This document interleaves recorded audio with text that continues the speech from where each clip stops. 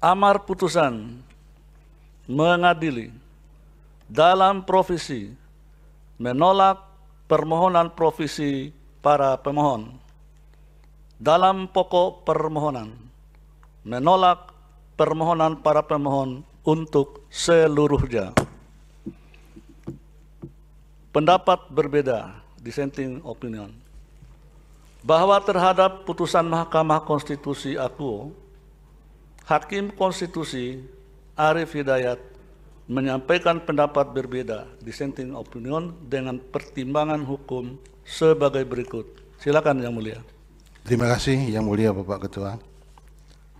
Pendapat berbeda, dissenting opinion, bahwa terhadap putusan Mahkamah Konstitusi aku, Hakim Konstitusi Arief Hidayat menyampaikan pendapat berbeda atau dissenting opinion dengan pertimbangan hukum sebagai berikut.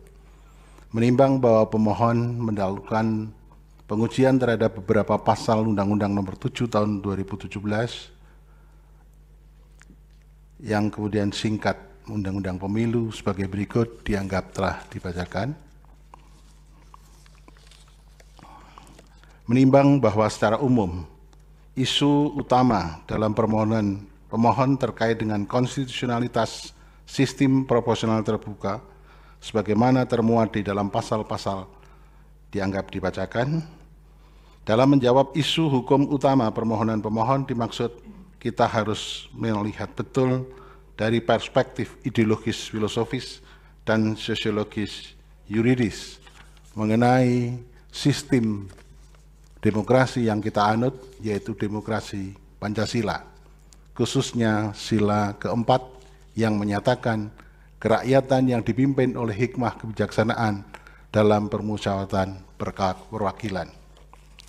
Pada kesempatan pembacaan putusan ini, yang saya bacakan hanya dalam perspektif ideologis filosofis.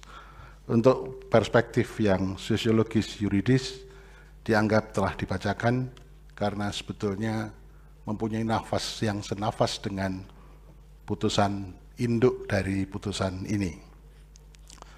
Bahwa secara ideologis filosofis, karakter demokrasi yang kita anut saat ini tidak bisa dilepaskan dalam perspektif historis dan nuansa kebatinan yang mengemuka dalam sidang BPUPK maupun PPPK terkait konsep demokrasi yang diwariskan oleh para pendiri negara atau the founding fathers di masa lalu, termasuk pula suasana kebatinan yang terjadi pada perubahan Undang-Undang Dasar tahun 1945 yang terjadi pada kurun waktu tahun 99-2002. Pada rapat BPUPK 1 Juni tahun 1945, Soekarno menyampaikan karakter demokrasi yang kita anut berdasarkan pada sila keempat.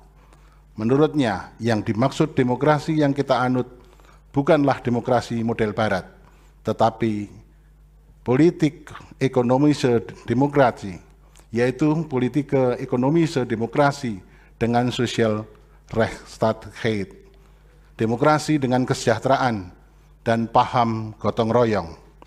Menurut Bung Karno, demokrasi politik dan demokrasi ekonomi menghasilkan demokrasi sosial. Berikut pandangan Soekarno.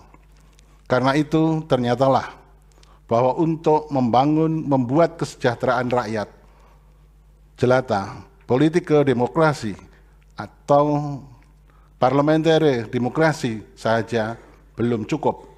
Masih perlu lagi ditambah dengan demokrasi di lapangan lain, kerakyatan di lapangan lain, kerakyatan di lapangan yang lain, kesamaan rasa, samaan rata di lapangan lain itu ialah lapangan rezeki, lapangan ekonomi, dan demokrasi politik saja belumlah cukup.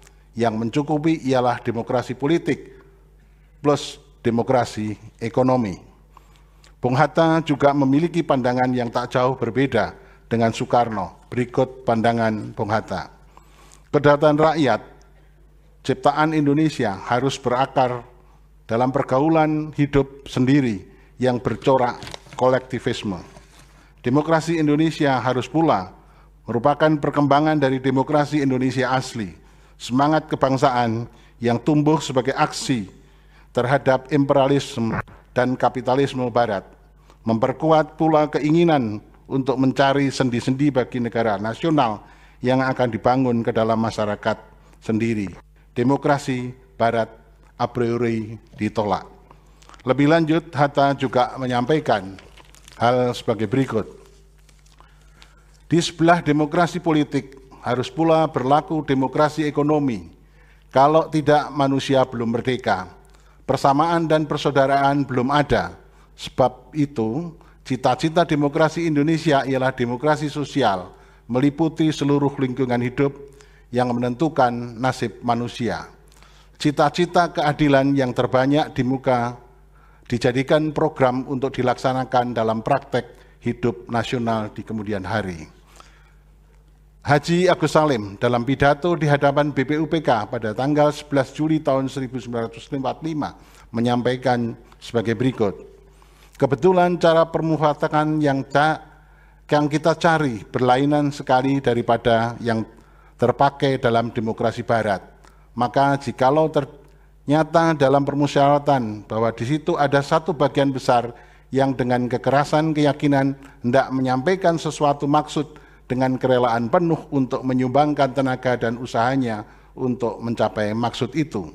Jikalau tidak nyata-nyata maksud itu diterapkan akan membawa bahaya atau bencana besar, maka bagian yang lain yang dalam permusyawaratan itu tidak boleh bersikeras untuk menyangkal, melainkan membulatkan kata sepakat supaya boleh dicoba untuk ikhlas menjalankan keputusan bersama itu. Dari beberapa pandangan para pendiri negara mengenai sila kerakyatan yang dipimpin oleh hikmah kebijaksanaan dalam permusyawaratan perwakilan, nampak jelas semua menolak konsep demokrasi liberal dan paham individualisme yang dalam ekonomi akan melahirkan kapitalisme dan dalam lapangan politik melahirkan kolonialisme. Artinya, demokrasi atau dasar permusyawaratan perwakilan merupakan alternatif dari demokrasi liberal. Dalam bahasa David Miller dan Northfield College, Oxford disebut juga sebagai deliberative democracy, sebagai padanan dari demokrasi perwakilan. Menurut kedua orang ini, gagasan deliberative demokrasi menyebutkan cita-cita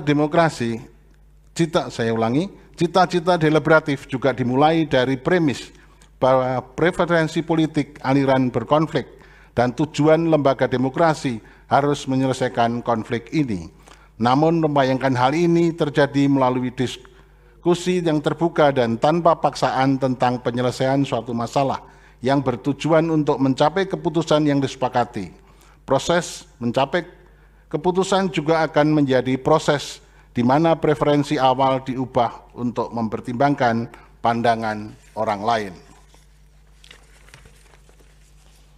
Di sisi lain, Bung Karno juga mengatakan bahwa demokrasi permusyawaratan perwakilan itu memiliki fungsi ganda, yakni menjadi sarana untuk mengadu ide, gagasan, dan aspirasi golongan yang ada di dalam masyarakat.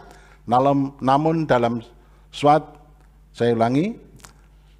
Bung Karno mengatakan demokrasi permusyawaratan perwakilan itu memiliki fungsi ganda, yaitu menjadi sarana untuk mengadu ide, gagasan dan aspirasi golongan yang ada di dalam masyarakat dalam suatu badan perwakilan.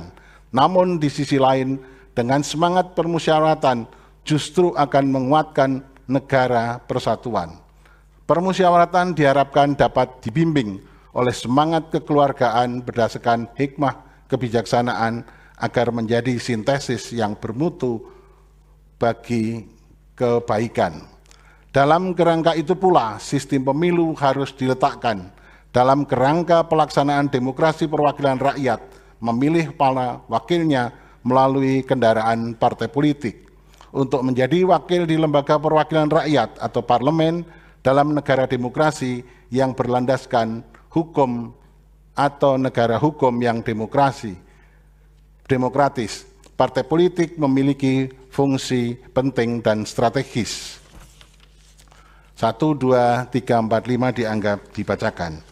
Dari beberapa fungsi partai politik telah diuraikan di atas, menjadi jelas bahwa partai politik memiliki peran yang sangat penting dan strategis dalam suatu negara hukum yang demokratis dalam rangka mewujudkan cita-cita bersama suatu bangsa.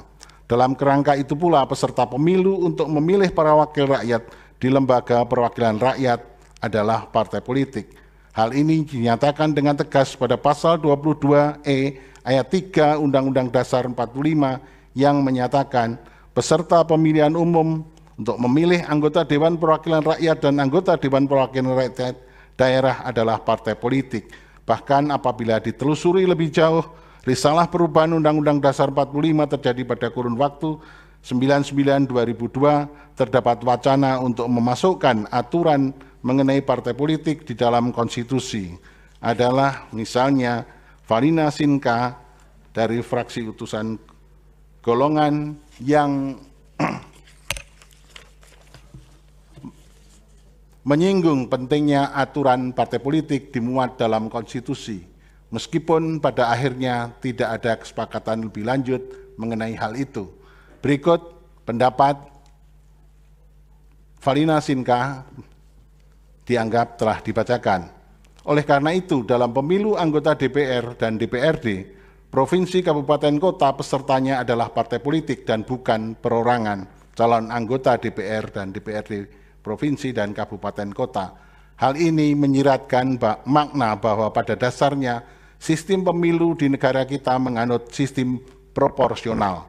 Sebab yang dipilih dalam pemilu untuk menentukan anggota DPR dan DPRD dalam pemilu. Sementara itu dalam pemilu anggota DPR, sementara itu dalam pemilu anggota DPD, sistem yang dipakai adalah sistem distrik.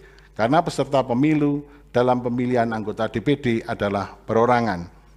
Selanjutnya dalam risalah perubahan Undang-Undang Dasar 45, wacana sistem pemilu sempat beberapa kali disinggung dianggap telah dibacakan.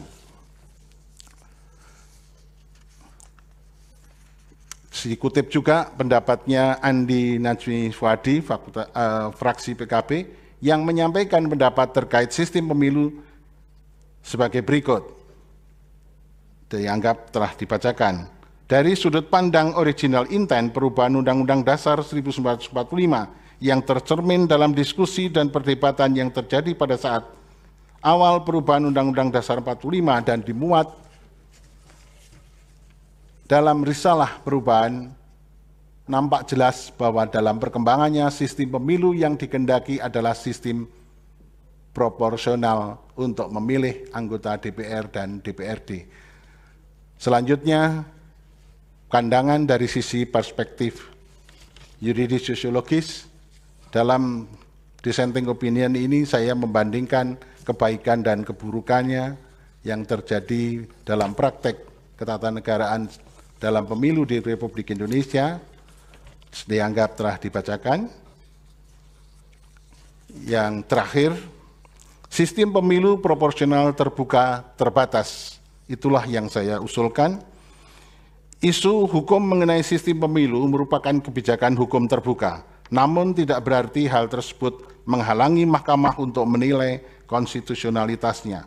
Oleh karena itu, kebijakan hukum terbuka dapat dinilai konstitusionalitasnya apabila bertentangan dengan moralitas, bertentangan dengan rasionalitas, menimbulkan ketidakadilan yang intolerable, merupakan penyalahgunaan wewenang, dan dilakukan dengan sewenang-wenang dan bertentangan dengan Undang-Undang Dasar.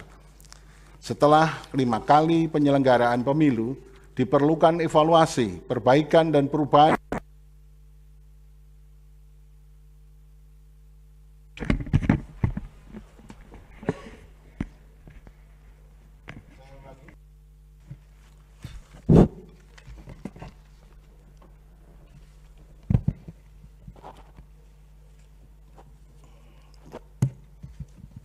Terima kasih.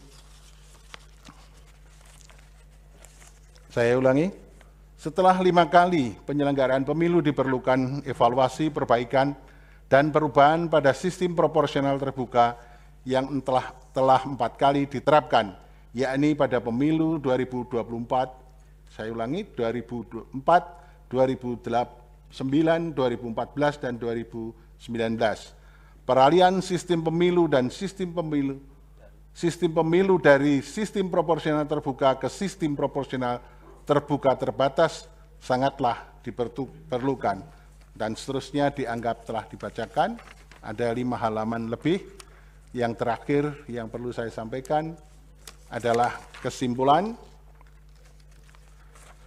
Dalam kesimpulan ini saya menyampaikan beberapa alternatif perbaikan-perbaikan itu, dan yang terakhir yang perlu saya sampaikan adalah perubahan pendirian dan posisi mahkamah bukanlah menunjukkan inkonsistensi mahkamah terhadap putusannya sendiri, namun perubahan dimaksud merupakan upaya mahkamah agar hukum itu dapat memenuhi kebutuhan manusia dan agar mewujudkan Undang-Undang Dasar 45 sebagai konstitusi yang hidup atau the living constitution yang adaptif dan peka terhadap perkembangan zaman dan perubahan masyarakat.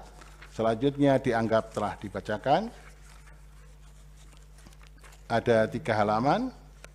Untuk menyingkat waktu, maka sebagai kesimpulan, dalam rangka menjaga agar tahapan pemilu tahun 2024 yang sudah dimulai tidak terganggu, dan untuk menyiapkan instrumen serta perangkat regulasi yang memadai, maka pelaksanaan pemilu dengan sistem usulan saya, sistem proporsional terbuka terbatas, dilaksanakan pada pemilu tahun 2029. Menimbang dari keseluruhan uraian pertimbangan hukum di atas, saya berpendapat bahwa permohonan pemohon beralasan menurut hukum untuk sebagian, dan oleh karenanya harus dikabulkan sebagian. Demikian, terima kasih. Terima kasih sudah nonton. Jangan lupa like, subscribe, dan share ya.